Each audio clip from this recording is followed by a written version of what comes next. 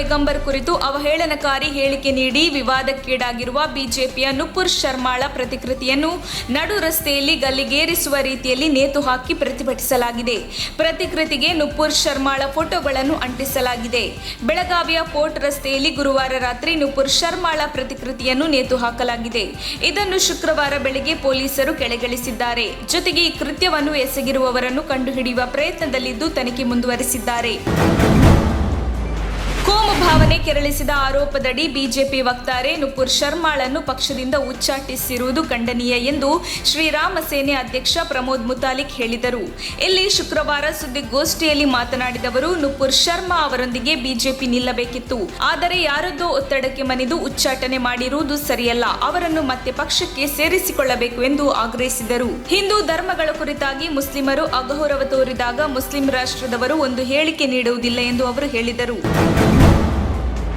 ಗೋವಾ ರಾಜ್ಯದ ಸುಮಾರು 37,000 ಬಿಪಿಎಲ್ ಕುಟುಂಬಗಳಿಗೆ ಪ್ರಸಕ್ತ ತಿಂಗಳಿಂದ ವರ್ಷಕ್ಕೆ 3 ಉಚಿತ ಸಿಲಿಂಡರ್ ಯೋಜನೆ ಅಡಿಯಲ್ಲಿ ಉಚಿತ ಸಿಲಿಂಡರ್ ಅಡುಗೆ ಅನಿಲ ಲಭಿಸಲಿದೆ ಎಂದು ಸಚಿವ ಗೋವಿಂದ ಗಾವಡೆ ಮಾಹಿತಿ ನೀಡಿದ್ದಾರೆ. ಮಡಗಾವ್ನಲ್ಲಿ ಯುನೈಟೆಡ್ ಟ್ರೈಬಲ್ ಅಸೋಸಿಯೇಷನ್ ವತಿಯಿಂದ ಆಯೋಜಿಸಿದ್ದ ಕಾರ್ಯಕ್ರಮದಲ್ಲಿ ಸಚಿವ ಗೋವಿಂದ ಗಾವಡೆ ಮಾತನಾಡಿ, ವಾರ್ಷಿಕವಾಗಿ ಉಚಿತ 3 ಸಿಲಿಂಡರ್ ನೀಡುವ ಯೋಜನೆಯನ್ನು ಹಂತ ಹಂತವಾಗಿ ಜಾರಿಗೊಳಿಸಲಾಗಿದ್ದು, ವಾರ್ಷಿಕವಾಗಿ 5 ಲಕ್ಷಕ್ಕಿಂತ ಕಡಿಮೆ ಆದಾಯ ಹೊಂದಿರುವ ಎಲ್ಲಾ ಕುಟುಂಬಗಳಿಗೆ ಈ ಸೌಲಭ್ಯ ಕಲ್ಪಿಸಲು ಸರ್ಕಾರ ಉದ್ದೇಶಿಸಿದೆ ಎಂಬ ಮಾಹಿತಿ ನೀಡಿದರು.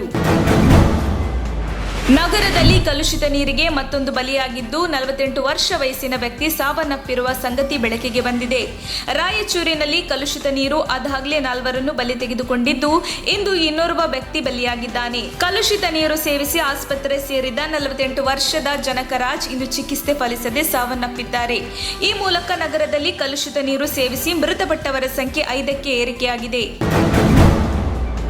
ತನ್ನದೇ ಶೈಲಿಯ ನೇರ ನಿಷ್ಠುರ ಮಾತುಗಳ ಮೂಲಕ ರಾಜ್ಯದಲ್ಲಿ ಖ್ಯಾತಿ ಗಳಿಸಿರುವ ಅರಸೀಕೆರೆ ಶಾಸಕ ಶಿವಲಿಂಗೇಗೌಡ ಜೆಡಿಎಸ್ ಪಕ್ಷದ ಬಗ್ಗೆ ಬೇಸರವಿದ್ದರೂ ರಾಜ್ಯಸಭೆ ಚುನಾವಣೆಯಲ್ಲಿ ಪಕ್ಷ ಅಭ್ಯರ್ಥಿಗೆ ಮತ ನೀಡಿದ್ದಾರೆ. ಈ ಮೂಲಕ ಪಕ್ಷ ನಿಷ್ಠೆ ಮೆರೆದಿದ್ದಾರೆ. ಜೆಡಿಎಸ್ಗೆ ಮತ ನೀಡಿದ ಬಗ್ಗೆ ಶುಕ್ರವಾರ ವಿಧಾನಸೌಧದಲ್ಲಿ ಸುದ್ದಿಗಾರರಿಗೆ ಪ್ರತಿಕ್ರಿಯೆ ನೀಡಿದ ಶಿವಲಿಂಗೇಗೌಡ, ನಾನು ಜೆಡಿಎಸ್ ಅಭ್ಯರ್ಥಿಗೆ ಮತ ಹಾಕಿದ್ದೇನೆ. ನನಗೆ ಕುಮಾರಣ್ಣ ಫೋನ್ ಮಾಡಿದ್ದರು, ರೇವಣ್ಣ ಕೂಡ ಮಾತನಾಡಿದ್ದರು. ನನಗೆ ನನ್ನ ಕ್ಷೇತ್ರದ ಮತದಾರರು ಜೆಡಿಎಸ್ಗೆ ಮತ ಹಾಕುವಂತೆ ಹೇಳಿದ್ದಾರೆ. ಹೀಗಾಗಿ ಅವರ ಮಾತಿನಂತೆ ಮತ ಹಾಕಿದ್ದೇನೆ ಎಂದು ಸ್ಪಷ್ಟಪಡಿಸಿದರು. ರಾಜ್ಯಸಭೆ ಚುನಾವಣೆಯಲ್ಲಿ ಅಡ್ಡ ಮತದಾನ ಮಾಡಿದ ಹಿನ್ನೆಲೆ ಶ್ರೀನಿವಾಸ್ ಗೌಡ ರಾಜೀನಾಮೆ ನೀಡುವಂತೆ ಒತ್ತಾಯಿಸಿ ಮನೆಗೆ ಮುತ್ತಿಗೆ ಹಾಕುವಂತೆ ಜೆಡಿಎಸ್ ಮುಖಂಡ ಸಿಎಂಆರ್ ನೇತೃತ್ವದಲ್ಲಿ ಉಗ್ರ ಪ್ರತಿಭಟನೆ ನಡೆಸುತ್ತಿದ್ದಾರೆ. ರಾಜ್ಯಸಭೆ ಚುನಾವಣೆಯಲ್ಲಿ ಮೊದಲ ಅಡ್ಡ ಮತದಾನವನ್ನು ಕಾಂಗ್ರೆಸ್ ಪರ ಕೋಲಾರದ ಮತ ಚಲಾವಣೆ ಮಾಡಿದ ಜೆಡಿಎಸ್ ಶಾಸಕ ಶ್ರೀನಿವಾಸ್ ಗೌಡನ ವಿರುದ್ಧ ಮಾಜಿ ಮುಖ್ಯಮಂತ್ರಿ ಕುಮಾರಸ್ವಾಮಿ ಕಿಡಿಕಾರಿದ್ದಾರೆ. ವಿಧಾನಸೌಧದಲ್ಲಿ ಮಾತನಾಡಿದ ಮಾಜಿ ಸಿಎಂ ಕುಮಾರಸ್ವಾಮಿ, ಜೆಡಿಎಸ್ ಕಾರ್ಯಕರ್ತರ ಬೆಂಬಲದಿಂದ ಚುನಾವಣೆಯಲ್ಲಿ ಗೆದ್ದಿರುವ ಶ್ರೀನಿವಾಸ್ ಗೌಡ ಅವರಿಗೆ ಮಾನ ಮರ್ಯಾದೆ ಇದ್ದರೆ ರಾಜೀನಾಮೆ ಕೊಟ್ಟು ರಾಜಕಾರಣ ಮಾಡಲಿ ಎಂದು ಆಕ್ರೋಶ ಹೊರಹಾಕಿದ್ದಾರೆ.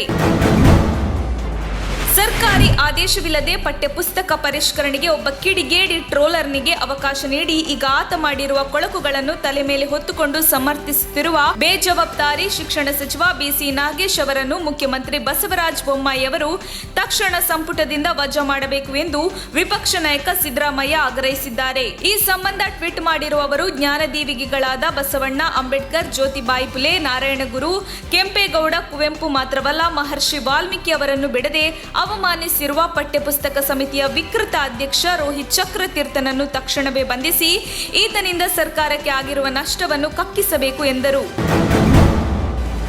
ಜೆಡಿಎಸ್ನಿಂದ ಮೊದಲ ಅಧಿಕೃತ ಅಡ್ಡ ಮತದಾನವಾಗಿದೆ. ಕೋಲಾರ ಕ್ಷೇತ್ರದ ಜೆಡಿಎಸ್ ಶಾಸಕ ಕೆ ಶ್ರೀನಿವಾಸ್ ಗೌಡ ಅವರು ಕಾಂಗ್ರೆಸ್ಗೆ ಮತ ಹಾಕಿದ್ದಾರೆ. ಈ ಮೂಲಕ ಜೆಡಿಎಸ್ನಿಂದ ಮೊದಲ ಅಡ್ಡ ಮತದಾನವಾಗಿದೆ. ಮತದಾನದ ಬಳಿಕ ಮಾತನಾಡಿದವರು, ನಾನು ಈ ಹಿಂದೆ ಕಾಂಗ್ರೆಸ್ನಲ್ಲಿದ್ದಾಗ ಸಚಿವನಾಗಿದ್ದೆ. ಕುಮಾರಸ್ವಾಮಿ ಸಿಟ್ಟಾದರೆ ಆಗ್ಲಿ ಬಿಡಿ, ರಾಜಕೀಯದಲ್ಲಿ ಇವೆಲ್ಲ ಕಾಮನ್. ಮುಂದಿನ ದಿನಗಳಲ್ಲಿ ಕಾಂಗ್ರೆಸ್ ಸೇರ್ಪಡೆಯಾಗಲಿದ್ದೇನೆ ಎಂದು ಕೆ ಶ್ರೀನಿವಾಸ್ ಗೌಡ ಹೇಳಿದ್ದಾರೆ. ಇಂದು ನಡೆಯುತ್ತಿರುವ ರಾಜ್ಯಸಭೆ ಚುನಾವಣೆ ತೀವ್ರ ಕುತೂಹಲಕ್ಕೆ ಕಾರಣವಾಗಿದೆ. ರಾಜ್ಯದಲ್ಲಿ 4 ಸ್ಥಾನಗಳಿಗೆ ವಿಧಾನಸೌಧದ 106ನೇ ಕೊಠಡಿಯಲ್ಲಿ ಮತದಾನ ನಡೆಯುತ್ತಿದ್ದು, ಇಂದೇ ಫಲಿತಾಂಶ ಪ್ರಕಟವಾಗಲಿದೆ. ಈ ಸಂಬಂಧ ಮಾಜಿ ಸಿಎಂ ಎಚ್.ಡಿ. ಕುಮಾರಸ್ವಾಮಿ ಪ್ರತಿಕ್ರಿಯಿಸಿದ್ದಾರೆ. ಸುದ್ದಿಗಾರರೊಂದಿಗೆ ಮಾತನಾಡಿದ ಎಚ್.ಡಿಕೆ, 31 ಶಾಸಕರು ನಮಗೆ ಮತ ಹಾಕ್ತಾರೆ, 32ರಲ್ಲಿ 31 ಮತಗಳು ನಮಗೆ ಬರುತ್ತೆ. ಬಿಜೆಪಿ ಗೆಲ್ಲಿಸೋಕೆ ಸಿದ್ದರಾಮಯ್ಯ ಹೊರಟಿದ್ದಾರೆ. ಕಾಂಗ್ರೆಸ್ ಬಿಜೆಪಿಯ ಬಿ ಟೀಮ್. ಇದೊಂದು ನಾಚಿಗೇಡಿನ ಸಂಗತಿ. ಇವರು ನಕಲಿ ಜಾತ್ಯತೀತವಾದಿಗಳು ಎಂದರು. ನಾವು ನಾವು ಯಾರನ್ನು ಹೈಜಾಕ್ ಮಾಡಿಲ್ಲ, ಅದರ ಅವಶ್ಯಕತೆಯೂ ನಮಗಿಲ್ಲ. ಕಾಂಗ್ರೆಸ್ನ ಎಲ್ಲ 69 ಮಂದಿ ಪಕ್ಷಕ್ಕೆ ಮತ ನೀಡಿದ್ದಾರೆ, ಅದು ಸಮಾಧಾನದ ವಿಷಯ. ಬೇರೆ ಪಕ್ಷದ ವಿಚಾರ ನನಗೆ ಗೊತ್ತಿಲ್ಲ ಎಂಬುದಾಗಿ ಕೆಪಿಸಿಸಿ ಅಧ್ಯಕ್ಷ ಡಿಕೆ ಶಿವಕುಮಾರ್ ಹೇಳಿದ್ದಾರೆ. ರಾಜ್ಯಸಭೆ ಚುನಾವಣೆಯ ಮತದಾನ ಮುಗಿದ ನಂತರ ವಿಧಾನಸೌಧದಲ್ಲಿ ಶುಕ್ರವಾರ ಮಾಧ್ಯಮಗಳ ಜೊತೆ ಮಾತನಾಡಿದವರು, ನಾವು ಹೈಜಾಕ್ ಮಾಡಬೇಕು ಅಂತಿದ್ದರೆ ಅರ್ಧ ಡಜನ್ ಶಾಸಕರು ಇದ್ದರು, ಆದ್ರೆ ನಮಗೆ ಅದರ ಅವಶ್ಯಕತೆ ಇಲ್ಲ. ಬೇರೆಯವರಿಗೆ ಮುಜುಗರ ಮಾಡುವುದು ನಮಗೆ ಬೇಕಿಲ್ಲ ಎಂದಿದ್ದಾರೆ.